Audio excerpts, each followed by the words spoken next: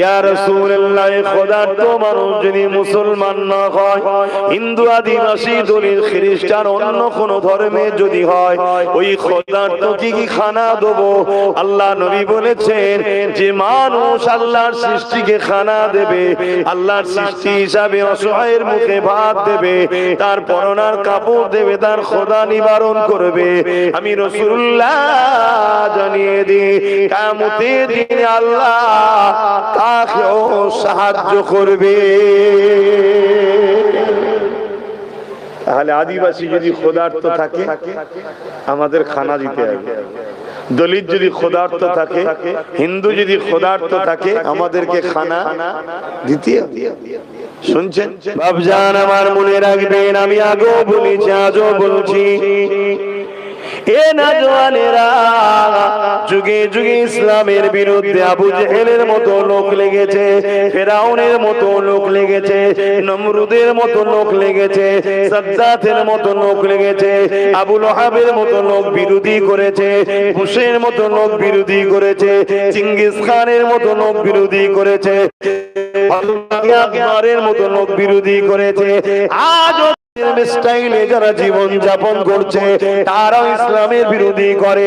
এক কথায় যারা গরিবদের দুশমন, যারা ইসলামের দুশমন, যারা এতিমদের দুশমন, যারা ইসলামের দুশমন, যারা মানবতার দুশমন, যারা ইসলামের দুশমন, যারা নারী দেহ শোষণ করাকে পছন্দ করে, তারা হলো ইসলামের দুশমন।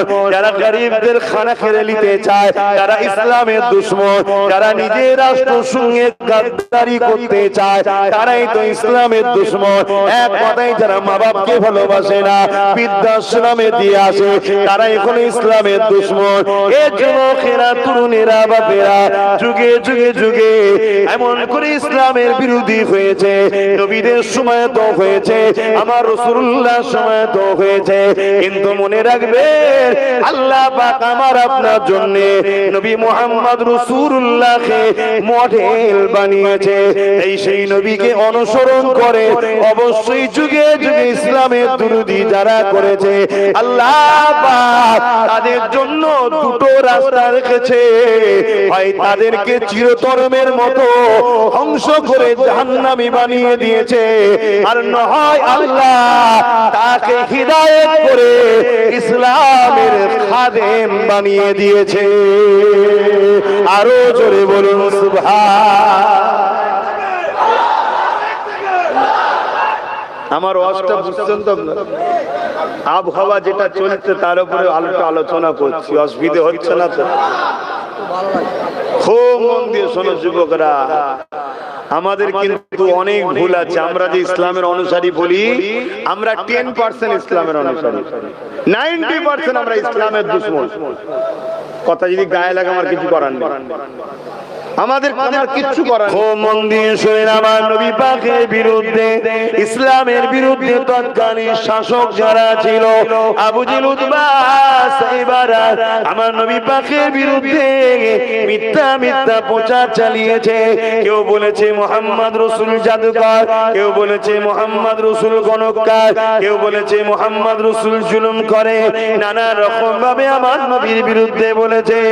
আর আব্বা আম্মা জান দুনিয়ায় না, একা নবী আমার এই জমিনের উপরে একা নায়ের মেসেজ দিতে লেগেছে, মানবতার মানুষ মেসেজ দিতে লেগেছে। কোন মানুষের উপরে জুলুম হলে আল্লাহ নবী তার পাশে দাঁড়িয়ে গিয়ে জালিমদেরকে বলতে লেগেছে,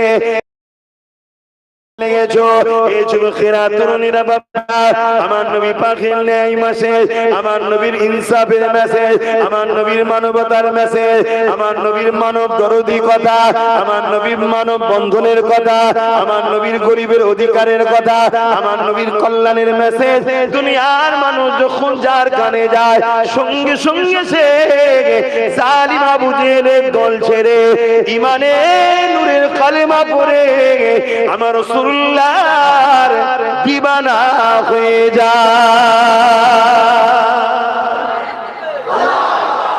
আমার নবীর পাশে দাঁড়া। আবু জেহেল দেখছে, আরে একটা দুটো তিনটে চারটে তো মোহাম্মদ রাসূলের দিকে লোক বেড়ে যাচ্ছে, তো মোহাম্মদ রাসূলের যদি ম্যান বাড়ে, সংখ্যা গরিষ্ঠ যদি হয়ে যায় মোহাম্মদ রাসূল, তাহলে জুলুমের সাম্রাজ্য শেষ। শুনছেন না? শুনেন, আজকেও ভাবছে দেশ লুটা শেষ।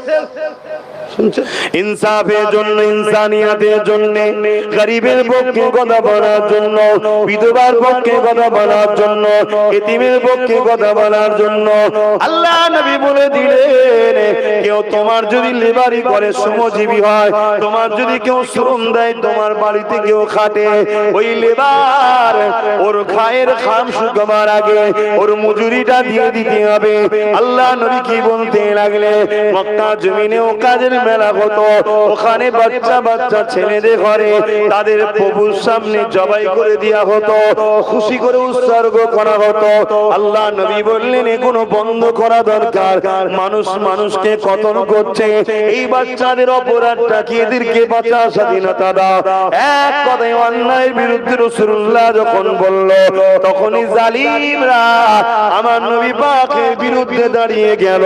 এই যুবকের এখানে একটা কথা জিজ্ঞাসা করি, যারা জালিম ছিল তারা কেউ ইসলামে ছিল না, যাদের উপরে জুলুম ছিল তারাও কিন্তু কেউ ইসলামে ছিল না। কথা মাথায় ঢুকছে না? হ্যাঁ, কথা বলছে না? আজকে আমরা কি দেখছি, মণিপুরে জুলুম হচ্ছে না, হয় না? যে জুলুম করছে সেও ইসলামের নয়, যার উপরে জুলুম হচ্ছে সেও। শুনছেন না? শুনছেন? তাহলে আমি কি চুপ করে বসে থাকবো? কেন না? কেন আমার রাসূল যারা জুলুম করছিল তারাও কেউ ইসলামের ছিল না, যাদের উপরে জুলুম হয়েছে তারাও কেউ ইসলামের ছিল না। রাসূল কিন্তু এই মজলুম ইসলামের নয় তো কি হয়েছে, আল্লাহ মানে না তো কি হয়েছে, ওই মজলুমদের সাথে নবী সাথ দিয়েছে না, দেয়নি? তাহলে আজকেও কোন জায়গায়, সে উত্তরপ্রদেশ হোক, আমার বাংলা হোক, আর যেখানেই হোক, কোন মানুষের উপরে জুলুম হলে তার পাশে দাঁড়ানোর নাম হলো ইসলাম। জোরে বলুন সুবহানাল্লাহ। আল্লাহ নবী আশরিফে জমিনে গিয়ে মদিনা মানুষদিগকে নিয়ে আল্লাহ নবী থাকার জন্য রওনা দিলেন। এদিকে মদিনার খবর চলে গেল, মদিনার বুকে খবর চলে গেল, ওই মুহাম্মদ রাসূলুল্লাহ মদিনা জমিনে আসতে লেগেছে।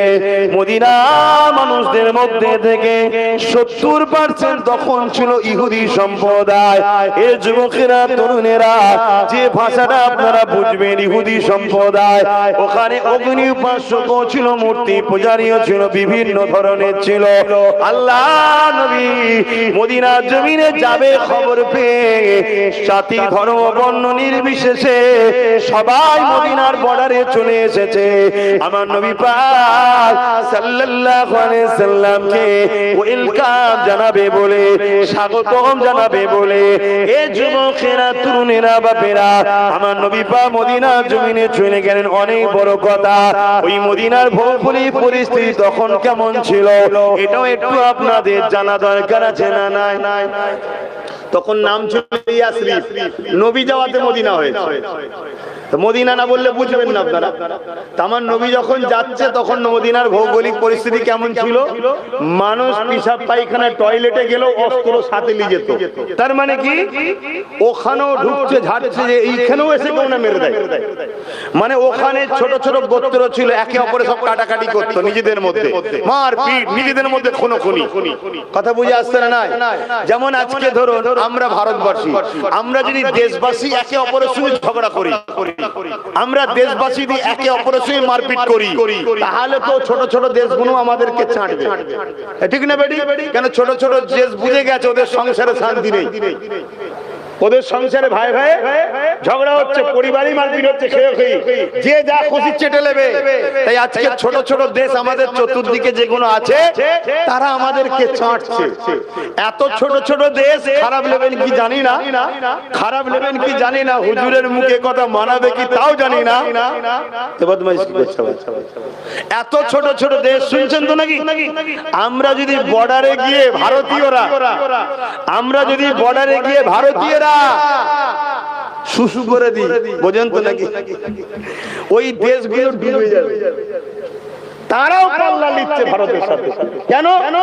শুধুমাত্র আমাদের নিজেদের ক্ষয়ক্ষতির জন্য, আমাদের নিজেদের ভেতরে আভ্যন্তরীণ ঝগড়ার জন্য, আমাদের নিজেদের মধ্যে মিল না থাকার জন্য। একটা গাছ, সেই গাছের 10টা শেকড় আছে, তুমি যে কোনো একটা শেকড় কাটলে মূলত গাছ দুর্বল হবে। তো ভারত হলো একটা গাছ, এই গাছের একটা শেকড়ের নাম হিন্দু, একটার নাম মুসলমান, একটার নাম আদিবাসী, একটার নাম শিখ, একটার নাম পাঞ্জাবি, একটার নাম খ্রিস্টান, এরকম দলিত বিভিন্ন সব শেকড়। যেটাকেই কাটো মূলত দুর্বল কে হবে? দেশ হবে, মানে গাছ, দেশ। আজকে আমার দেশকে দুর্বল করা হচ্ছে না, হয় না? এখন আপনাদের মাথায় ঢুকছে না তো হুজুর ওয়াজ করছেন কেন? কি গো, ঢুকছে নাকি? আমাকে খারাপ লিখছে? আরে দেশকে ভালোবাসা এটাও ইসলাম না? ইসলাম নয়? তাহলে ইসলামের আরো যেমন বিষয়ে এসেছে, অন্য বিষয়ে অন্যবারে করেছি না করিনি? বলুন, আরো বিষয়ে আলোচনা করেছি না করিনি? তা আজকে দেশের উপরও অত্যাচার হচ্ছে, দেশটাও ধ্বংসের দিকে, দেশের জিডিপি বেড়ে গেছে, দেশের মানুষের ক্ষুধার্ত সংখ্যা বাড়ছে, হাহাকার বাড়ছে, গরিব বাড়ছে, বিদেশি গুলো আমার দেশের উপরে হামলা করছে, বাইরে থেকে ঢুকে আমার দেশের নিরীহ মানুষকে গুলি করে পালাচ্ছে। দেশের ভৌগোলিক পরিস্থিতি ভালো না খারাপ? ইসলাম দেশের পক্ষে না বিপক্ষে? দেশকে ভালোবাসার পক্ষে না বিপক্ষে? দেশের সার্বভৌমত্বকে নিরাপদের শিক্ষা ইসলাম দিয়েছে না দেয়নি? আমি আমার জাতিকে, আমার কওমকে শিখানোর দরকার আছে না নাই? তাই তুমি আজ করছি। কারো অসুবিধা হচ্ছে? একটু হ্যাঁ কি না বলো, অসুবিধা হচ্ছে? খুব ভালো করে শোনে। তাহলে আমার নবী পাক সাল্লাল্লাহু আলাইহি ওয়াসাল্লাম সে সময় যাচ্ছে, যে সময় মদিনার ছোট ছোট গোত্রগুলো এই হাতে গোনা 2, 5টা, 10টা, 20টা কিছু হয়তো ইসলাম কবুল করে মক্কা থেকে এসে করে খবর পেয়েছে। শুনছেন তো নাকি?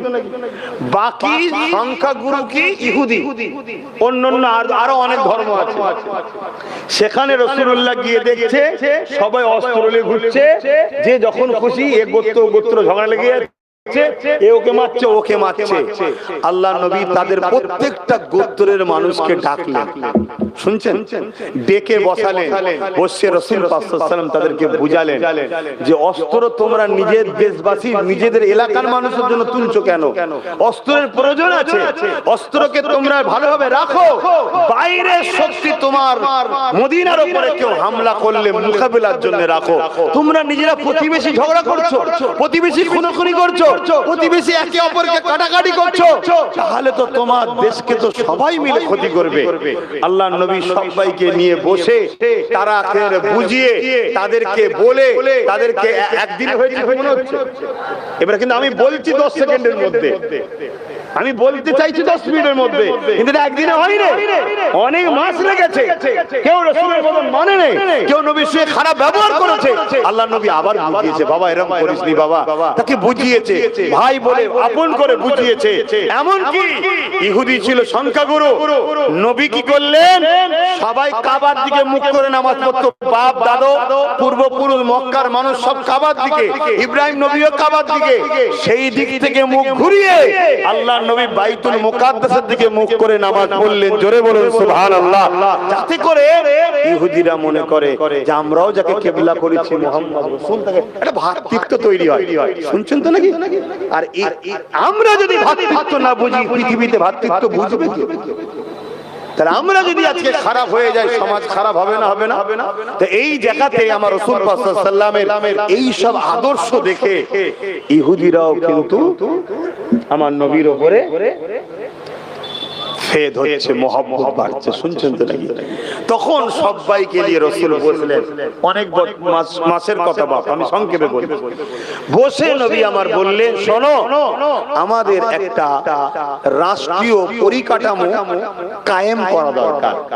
এই যে সব বর্ডার গুলো ফাঁকা পড়ে আছে, এই যে সব কাঁটাতার, বিএসএফ, এর পৃথিবীকে তো আমার রাসূল শিখিয়েছে বন্ধু। 1500 বছর আগে, মুহাম্মদ রাসূলের আগে পৃথিবীতে একটা দেখাও না এরকম সিস্টেম ছিল কিনা।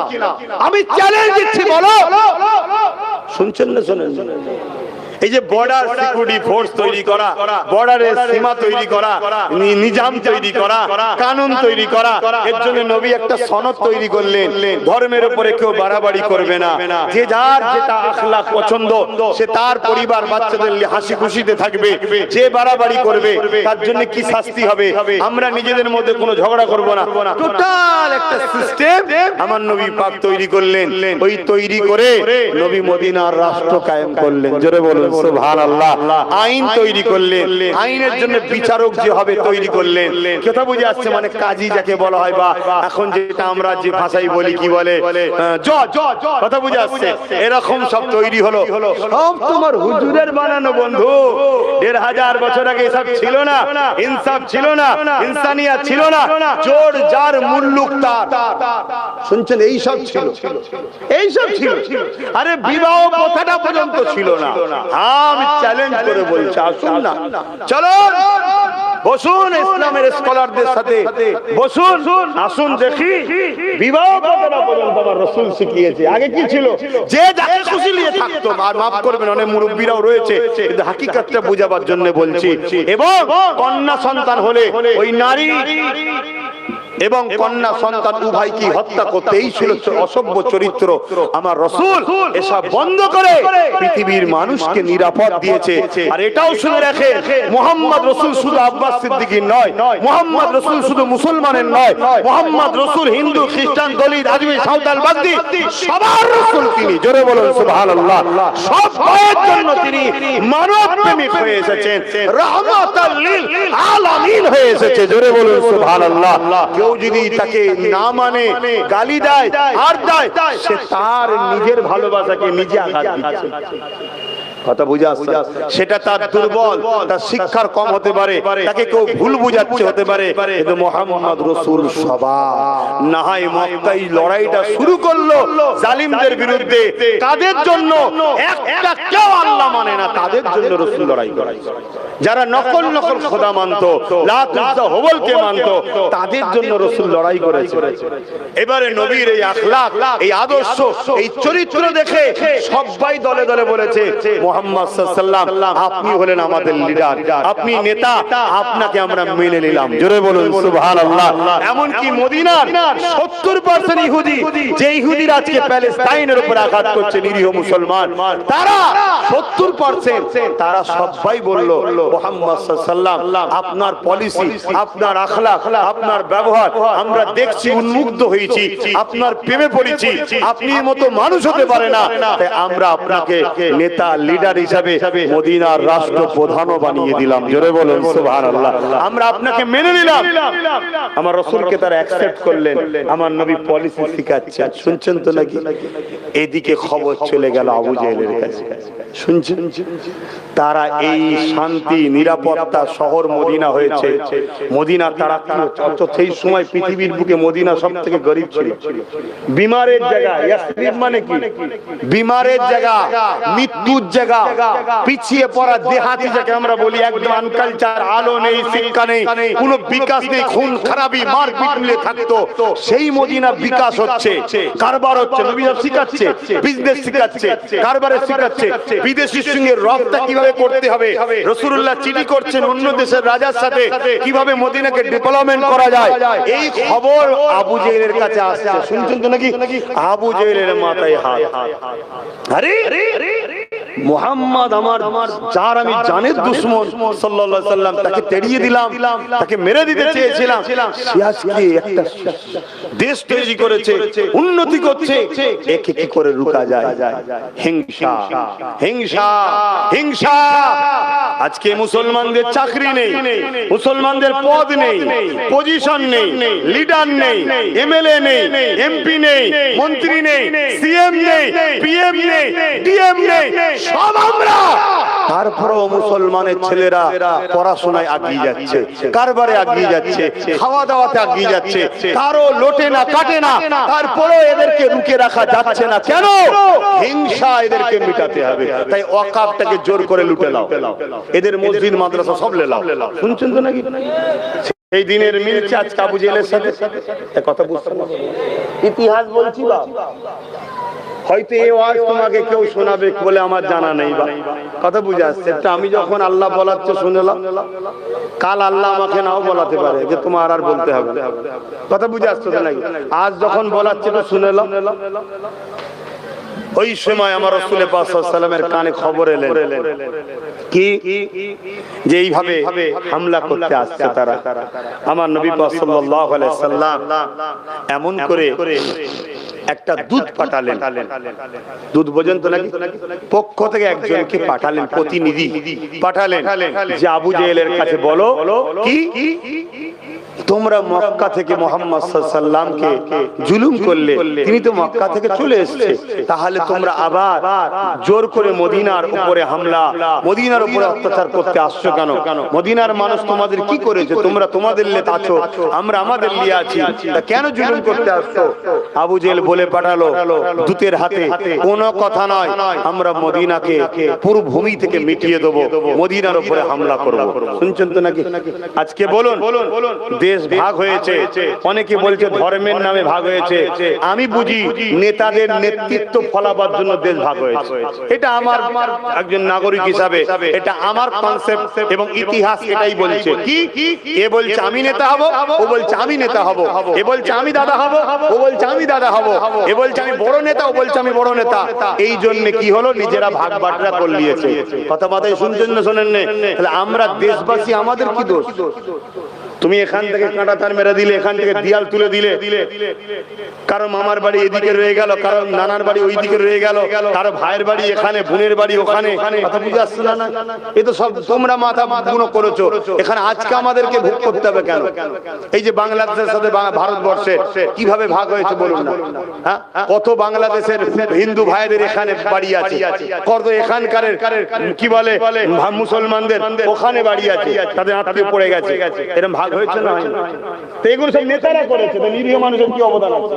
নিরীহ মানুষের কি সমস্যা আছে? অলরেডি যেমন আমার ভারত পশ্চিম বাংলা ভাগ হয়ে গেছে, জানেন তো নাকি? এই পশ্চিম বাংলা ভাগ হয়েছে জানেন? আপনাদের যে খবরও নেই। হ্যাঁ, পশ্চিম বাংলায় আর একবার ভাগ হয়েছে, হয়ে গেছে, ওইটা পাস করে হয়ে গেছে। এখন শুধু বাস্তবে নিয়ে আসেনি। কেন? ঘুটি সাজাচ্ছে, ঘুটি সাজাচ্ছে, সাজাতে বাকি আছে, অলরেডি ভাগ হয়ে গেছে, তোমাদের খোঁজই নাই। কেন ভাগ হয়েছে জানো? হ্যাঁ, কেন ভাগ হয়েছে জানো? এই 2011 বলেছিল 33%, এখনো কি 33% নাকি? এরা ওই বেড়ে গেছে। যদি এরা সিএম হয়ে যায়, শুনছেন না শুনুন? আচ্ছা, এরা যদি সিএম হয় সমস্যাটা কিসের? না, এরা সিএম হলে আমরা যে লুটছি, লুটতে দেবে। শুনছেন না শোনেন? হ্যাঁ, চ্যালেঞ্জের সাথে তাই এক কাজ কর, ভাগ করে দে, 40 থেকে হাফ হাফ করে। কথা মাথায় ঢুকছে না? ঢুকেন? হ্যাঁ, হয়ে যাচ্ছে, লাও না। আব্বাস সিদ্দিকী তো গাল খাবারই জিনিস। সেদিন এক দলের কাছে গাল খেয়েছিলাম, এখন আরেক দলের কাছে খাবো, কি হয়েছে? হ্যাঁ, আল্লাহ তো দেখছেন, বিচার তিনি করবেন। তো যাই হোক, তো এই যে ভাগ, এগুলো নেতাদের কাজ, নেতারা করেছে, তাদের দোষ। কথা মাথায় ঢুকছে? তারা ভুল করেছে। এখানে না আমার ভারতীয় কোন ধর্মের মানুষের দোষ নাই। তো যাই হোক, আমি যে কথা বলতে যাচ্ছিলাম, ফিরে আসছি সেই কথাতে। কি আমার রাসূল পাক বললেন তোমরা তোমাদের নিয়ে থাকো, তারা বলল না, মদিনাকে আমরা শেষ করে দেব। এই কথা বলতে গিয়ে বললাম, ধরুন ভাগ হয়ে গেছে, ভাগ হয়ে যাওয়ার পর পাকিস্তানে চলে গেছে, আমরা আমাদের আছি।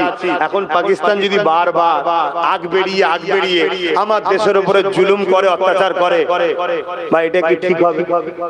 কথা বলছো না? ঠিক হবে কি? কেন ভাগাভাগি হয়ে গেছে, ফুল ঠিক পরের কথা। তোরা তোদের আছিস, আমরা আমাদের আছি, আমরা আমাদের দেশে রুজি রুটি আবহাওয়া নিয়ে দেশবাসী, চাকরি বাকরি কল কারখানা আমরা আমাদের নিয়ে আছি। তোরা বারবার হামলা করবি কেন? বারবার যদি হামলা করে, একবার ভালো তারে ধুলাইয়ের দরকার আছে না নাই? এই জোরে বলেন, আছে না নাই? আপনার কাছে মুসলমান আগে না ইনসাফ আগে?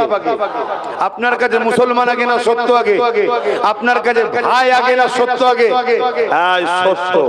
ভাই কুরবানি করা যাবে, সত্য কুরবানি করা যাবে না। ভাই কুরবানি করা যাবে, ইনসাফ কুরবানি করা যাবে না। ভাই কুরবানি করা যাবে, ইনসানিয়াতকে কুরবানি করা যায় না। সত্যি যখন একটা কাঁটা তার হয়ে গেছে, তুই তল্লে থাকবে, যা আমি আমার লে থাকবো, তুই বারবার ডিস্টার্ব করবি কেন? কিন্তু দুঃখের বিষয়, বারবার তেড়ে ফুড়ে ওঠে। আমরা প্রায় দেখেছি বাপ তীরে ফেরে উঠে। আজকের কথা বলছি নি। কি খবর, কি খবর? এই নিয়েছে, এই নিয়েছে, এই মেরে ফেলবে, এই মেরে ফেলবে। ও বাবা, আবার দেখি বিয়ের দাওয়াত খেতে চলে গেছে পাকিস্তানে। শুনছেন না শোনেন না? আমি তখন বুঝেছি এ ঝামেলা জীবনে মিটবে না, এসব সেটিং এর কারবার। যখন আমার দেশে ভোট থাকবে তোদেরকে আমরা যে মারবো ওইটা দেখাবি, আমি এলেই ইন্ডিয়াকে শেষ করে দেবো। আর তখন আমার থাকবে তোরাও বলবি, আমি বলবো আমি এলে ওকে শেষ করে দেবো।